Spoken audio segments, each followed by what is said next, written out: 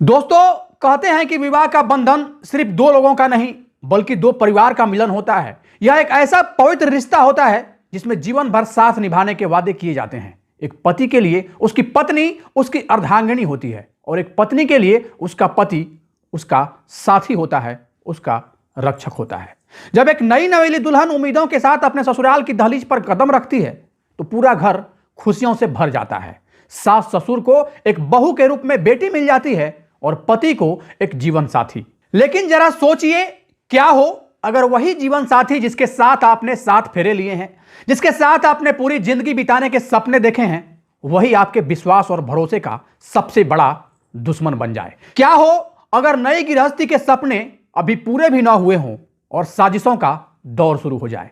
क्या हो अगर विश्वास के नाम पर एक ऐसा खेल खेला जाए जिसे सुनकर इंसानियत भी शर्मिंदा हो जाए। आज की यह कहानी किसी फिल्मी स्क्रिप्ट जैसी लग सकती है, लेकिन अफसोस यह 100% सच है। एक ऐसी सच्चाई जिसने रिश्ते, वादे और भरोसे को तोड़ कर रख दिया। यह कहानी है एक ऐसी साजिश की जिसने पूरे देश में भूचाल ला दिया। यह कहानी है उस जिद की जो जुनून बन गई। यह कहानी है उस विश्वासघात की जिसने एक हंसते खेलते परिवार को गहरे दुख में डुबो दिया। तो दोस्तों, दिल थाम कर बैठिए, क्योंकि अगले कुछ मिनटों में जो राज खुलने वाले हैं वो आपको सोचने पर मजबूर कर देंगे। यह तारीख थी 30 जनवरी साल 2026। राजस्थान का श्री गंगानगर जिला।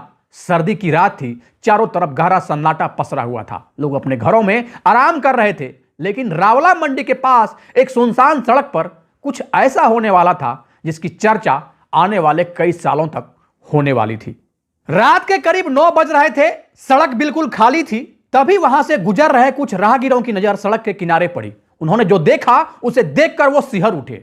सड़क के किनारे झाड़ियों के पास दो लोग बेसुध पड़े थे, एक युवक और एक युवती। युवक पूरी तरह शांत था। मंजर ऐसा था कि देखने वालों का दिल दहल जाए। पास ही में वह युवती भी बेहोश पड़ी थी। हालात देखकर ऐसा लग रहा था मानो कोई बहुत गंभीर दुर्घटना हुई हो या शायद कोई अनहोनी हुई हो। राहगीरों ने तुरंत पुलिस को खबर की। पुलिस की गाड़ियां मौके पर पहुंची और पुलिस ने जब पास जाकर मुआयना किया तो पता चला कि वह दोनों पति पत्नी थे। युवक का नाम आशीष था और युवती का नाम अंजलि था। पुलिस उन दोनों को तुरंत हॉस्पिटल लेकर गई। डॉक्टरों ने आशीष की जांच की, लेकिन अफसोस बहुत देर हो चुकी थी। आशीष इस दुनिया को अलविदा कह चुका था, लेकिन वहीं दूसरी ओर अंजलि की सांसें चल रही थी। उसे होश आ गया था। होश में आते ही अंजलि ने पुलिस को एक ऐसी कहानी सुनाई जिसे सुनकर वहां मौजूद हर शख्स भावुक हो गया। अंजलि ने रोते हुए बताया कि वह और उसके पति आशीष खाना खाने के बाद टहलने निकले थे। वह दोनों अपनी नई जिंदगी की बातें कर रहे थे, भविष्य के सपने बुन रहे थे। तभी अचानक अंधेरे में एक तेज रफ्तार अज्ञात वाहन वहां आया। उसने उन दोनों को वहीं पर जोरदार टक्कर मार दी। वो लोग गिर पड़े। इसके बाद उस गाड़ी से कुछ असामाजिक तत्व उतरे। उन्होंने आशीष के साथ हाथापाई की और अंजलि के सारे जेवर, उसकी अंगूठी, उसके कान की बालियां और आशीष का मोबाइल भी लेकर वो लोग वहां से फरार हो गए। पुलिस के लिए यह प्रथम दृष्टि में यह एक सुलझा हुआ मामला लग रहा था। हिट एंड रन और लूटपाट। सुनसान इलाकों में कभी कभी ऐसी घटनाएं सुनने को अक्सर मिलती है। एक दुखद हादसा जिसने एक परिवार की खुशियां छीन ली। परिवार में कोहराम मच गया। आशीष के घर वाले, जिन्होंने उसे बड़े लाड़ प्यार से पाला था, उनका रो रो कर बुरा हाल हो गया। जिस घर में अभी 3 महीने पहले खुशियों की सहनाइयां गूंजी थी, वहां अब सन्नाटा पसर गया। आशीष के चाचा वजीर चंद, जिन्होंने उसे बेटे की तरह माना था, वो गहरे सदमे में चले गए। उन्हें यकीन ही नहीं हो रहा था कि उनका होनहार बेटा अब इस दुनिया में नहीं है।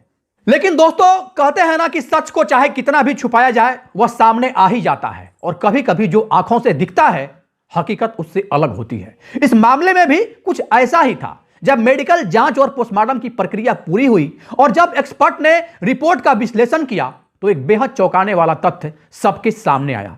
एक ऐसा सच जिसने इस पूरे मामले की दिशा ही बदल दी। डॉक्टरों ने पुलिस को संकेत दिया, एक्सीडेंट की थ्योरी पूरी तरह मेल नहीं खा रही थी। आशीष के शरीर पर जो निशान थे वह किसी गाड़ी से टकराने के बिल्कुल नहीं थे, बल्कि किसी भारी वस्तु के प्रहार और संघर्ष के लग रहे थे।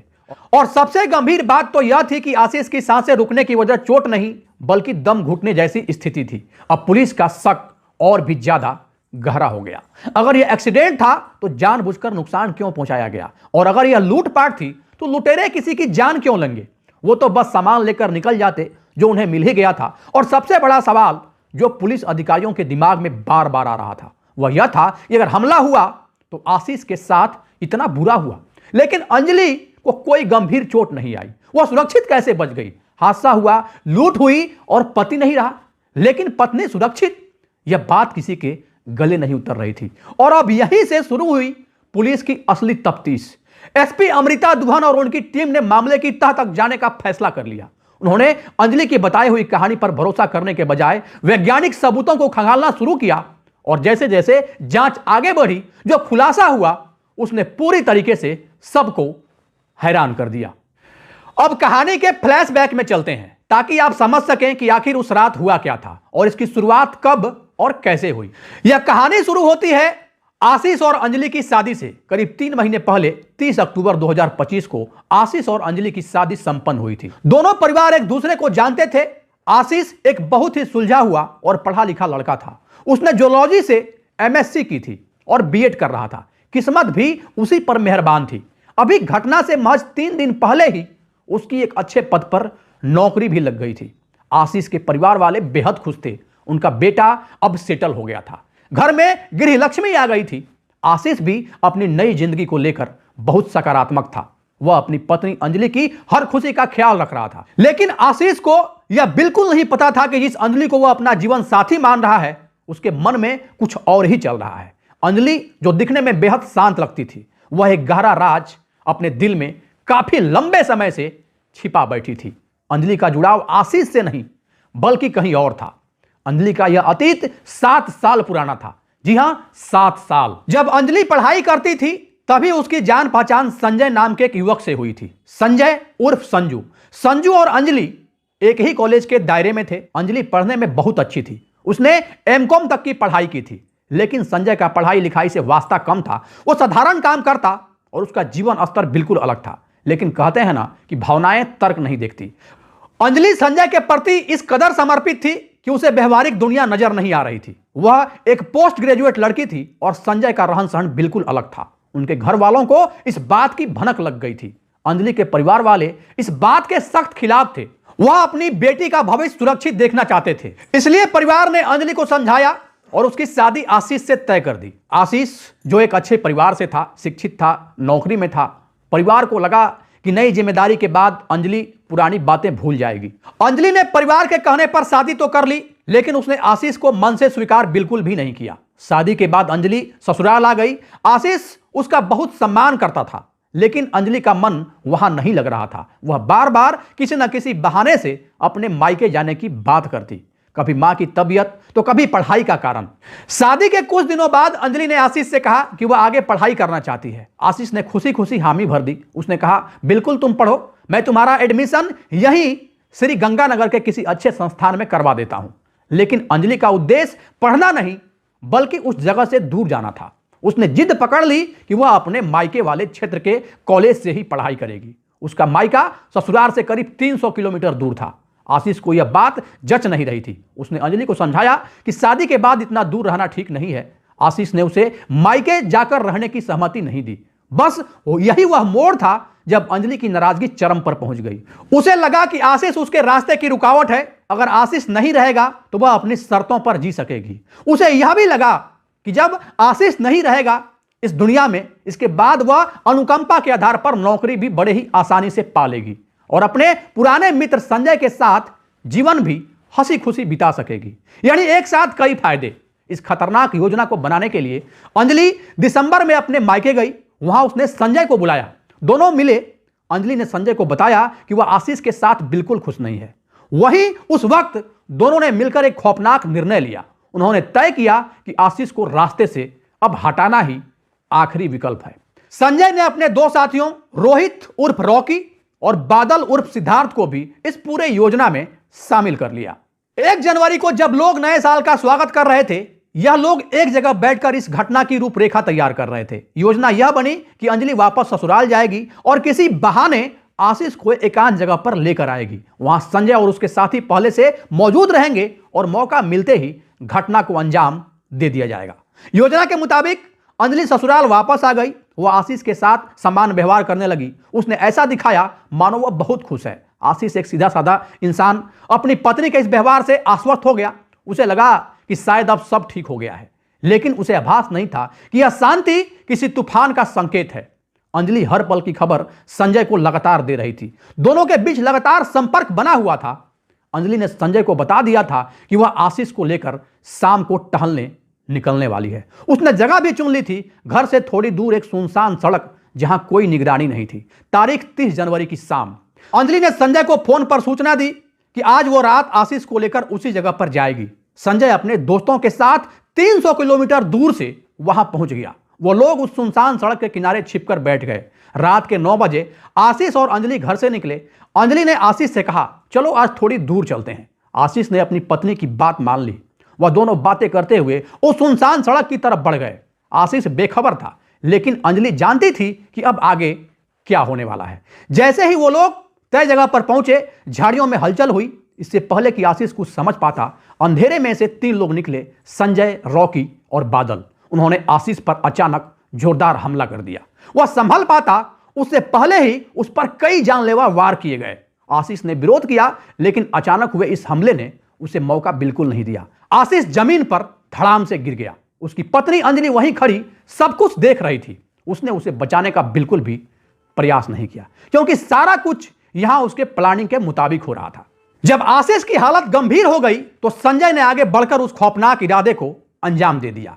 आशीष की जीवन लीला वहीं पर समाप्त हो गई। हैरानी की बात यह थी कि घटना के बाद अंजलि ने झुककर पुष्टि की। उसने तसल्ली की कि आशीष अब है भी या नहीं। जब उसे यकीन हो गया, तब उसने अपनी योजना का अगला हिस्सा शुरू किया। अंजलि ने खुद अपने गहने और आशीष का मोबाइल फोन निकालकर संजय को दे दिया, ताकि यह पूरा मामला लूटपाट का लगे। इसके बाद संजय और उसके दोस्तों ने अंजलि के साथ धक्का मुक्की का नाटक किया, ताकि उसे भी थोड़ी चोट आए और वह बेहोश होने का दिखावा कर सके। फिर वो तीनों वहां से निकल गए। अंजलि वहीं सड़क पर लेट गई।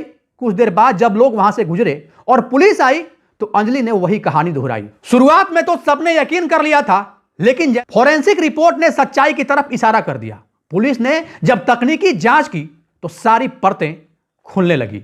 पुलिस ने देखा कि 30 जनवरी की रात घटना के वक्त उससे पहले अंजलि के नंबर से एक ही नंबर पर लगातार संपर्क हो रहा था। वह नंबर था संजय का। पुलिस ने जब संजय की लोकेशन जांच की तो पता चला कि वह 300 किलोमीटर दूर अपने घर पर नहीं, बल्कि उसी जगह, उसी घटनास्थल के आसपास मौजूद था। बस यही वो सबूत था जिसने इस पूरे झूठ का पर्दाफाश कर दिया। पुलिस ने अंजलि से सख्ती से पूछताछ शुरू की। शुरुआत में तो अंजलि पुलिस को पूरी तरीके से गुमराह करती रही, लेकिन जब पुलिस ने उसके सामने सबूत, कॉल रिकॉर्ड्स और लोकेशन का सच सामने रखा, तो अंजलि पूरी तरीके से टूट गई। उसने सब कुछ स्वीकार कर लिया। उसने पुलिस को बताया कि हां, यह सब उसी की योजना थी। उसने बताया कि वह आशीष के साथ नहीं रहना चाहती थी और संजय के साथ जीवन बिताना चाहती थी। पुलिस ने अंजलि की जानकारी पर तुरंत कार्रवाई की और संजय, रॉकी और बादल को भी पकड़ लिया। उनके पास से लूट के जो भी सामान थे वो बरामद हो गए। जब यह खबर आशीष के परिवार वालों को मिली तो वह पूरी तरीके से स्तब्ध रह गए। जिस बहू को उन्होंने बेटी मानकर घर में लाया था, वही उनके बेटे के अंत का कारण बन गई। आशीष के पिता, जो उसे अपनी जान से भी ज्यादा चाहते थे, वह गहरे विषाद में हैं। वह बार बार यही कह रहे हैं, अगर अंजलि खुश नहीं थी तो वह अलग हो जाती, लेकिन ऐसा कदम उसने क्यों उठाया? आखिर मेरे बेटे ने उसका क्या बिगाड़ा था? सोचिए उस पिता की मनोस्थिति को, जिसके आंखों के सामने ही उसका बेटा इस दुनिया से निकल गया हो, जिस बेटे से इस बात की उम्मीद थी कि वह उसके बुढ़ापे का सहारा बनेगा। उसकी वह बुढ़ापे की लाठी हमेशा हमेशा के लिए छिन गई। कल्पना कीजिए उस पल की, उस स्थिति की, जिस पल और स्थिति में एक पिता जी रहा था। आशीष ने तो अपनी जिंदगी अभी ठीक से शुरू भी नहीं की थी। आशीष का पूरा गांव सदमे में है। लोग यकीन नहीं कर पा रहे हैं कि एक शिक्षित परिवार की बहू आखिरकार ऐसा कदम कैसे उठा सकती है। पुलिस की गिरफ्त में आने के बाद आरोपियों ने जो बताया वह हैरान करने वाला था। उन्होंने बताया कि उन्होंने इसे हादसे का रूप देने के लिए पूरी तैयारी की थी। उन्होंने जानबूझकर ऐसी जगह चुनी जहां कोई गवाह ना हो। उन्होंने मोबाइल फोन इसलिए गायब किए ताकि पुलिस को लोकेशन का पता ना चल सके। उन्होंने उसके मोबाइल का चैट भी डिलीट कर दिया, लेकिन पुलिस ने तकनीकी मदद से डाटा वापस निकाल लिया। आशीष इस दुनिया में नहीं है। उसके सपने उस रात उस सुनसान सड़क पर खत्म हो गए। उसका परिवार बिखर गया। उसके माता पिता अब बिल्कुल अकेले रह गए और अंजलि अब कानून की गिरफ्त में है। वहां जहां उसे उसे न तो उसका अतीत मिलेगा और न नौकरी और न ही कथित आजादी जिसके लिए उसने यह सब काम किया। यह कहानी सिर्फ एक अपराध की दास्तान नहीं है मेरे दोस्त, यह कहानी हमारे समाज के लिए एक चेतावनी है। यह कहानी सवाल उठाती है उन रिश्तों पर जो भरोसे पर टिके होते हैं। सोचिए, आखिर आशीष की गलती क्या थी? उसकी गलती सिर्फ इतनी थी कि उसने अंजलि पर भरोसा किया, विश्वास किया। अंजलि के साथ उसने अपने भविष्य के सपने देखे। भारत का कानून अपना काम करेगा और उम्मीद है आशीष को न्याय भी बहुत जल्द मिलेगा। लेकिन क्या सिर्फ न्याय मिलने से आशीष वापस आ पाएगा? शायद नहीं। दोस्तों, इस घटना ने साबित कर दिया है कि अपराध चाहे कितनी भी चालाकी से किया जाए, कानून की नजर से बचना मुश्किल है। अंजलि ने सोचा था कि वह सहानुभूति भी बटोरेगी और अपने मकसद में कामयाब भी हो जाएगी, लेकिन उसे यह नहीं पता था कि सच्चाई एक न एक दिन सामने आ ही जाती है। उसकी एक गलती और सारी साजिश बेनकाब हो गई। आज उस सड़क पर सन्नाटा है, लेकिन यह घटना एक सबक है। रिश्तों में पारदर्शिता बहुत जरूरी है। अगर आप किसी रिश्ते से खुश नहीं हैं तो उसे खत्म कर दीजिए, उस रिश्ते से मूव ऑन कर जाइए। लेकिन किसी की जिंदगी खत्म करने का अधिकार आपको किसने दिया है? और परिवार के लिए भी यह एक सबक है कि रिश्ते में मर्जी और खुशी का ध्यान जरूर रखें। इस पूरे मामले में पुलिस की भूमिका सराहनीय रही। मैं सैल्यूट करता हूं राजस्थान पुलिस को। उन्होंने जिस तरह से एक्सीडेंट की थ्योरी पर सवाल उठाए और तकनीकी जांच की, उसी वजह से आज आरोपी पकड़े गए। अगर पुलिस थोड़ी सी भी चूक करती तो शायद यह फाइल हमेशा के लिए बंद हो जाती। आज के इस वीडियो में बस इतना ही। उम्मीद है कि आशीष और उसके परिवार को जल्द न्याय मिलेगा। अगर आपको हमारी यह रिपोर्ट सही लगी हो तो इस वीडियो को लाइक करें और शेयर करें ताकि समाज जागरूक हो सके। जहां भी रहें सावधान रहें, सुरक्षित रहें, अपना ख्याल रखें। जय हिंद, जय भारत।